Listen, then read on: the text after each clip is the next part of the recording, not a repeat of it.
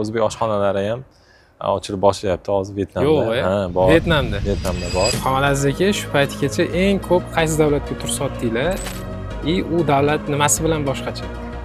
Hozir asosiy yo'nalishlarimizdan biri Vyetnam. Narxi bilan, sifati bilan, ko'rsatayotgan xizmati bilan odamlarni shu ko'nglini olib kelyapti.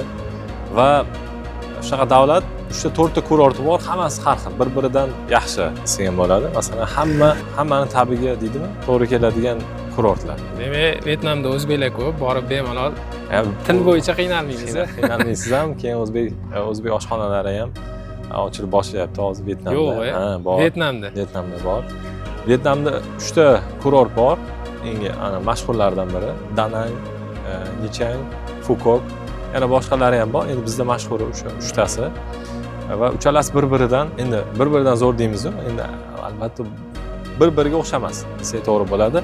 Va masalan, aktiv sayohatni yaxshi ko'rganlar ham o'zini nimasini topa oladi, dam olish paketlarini.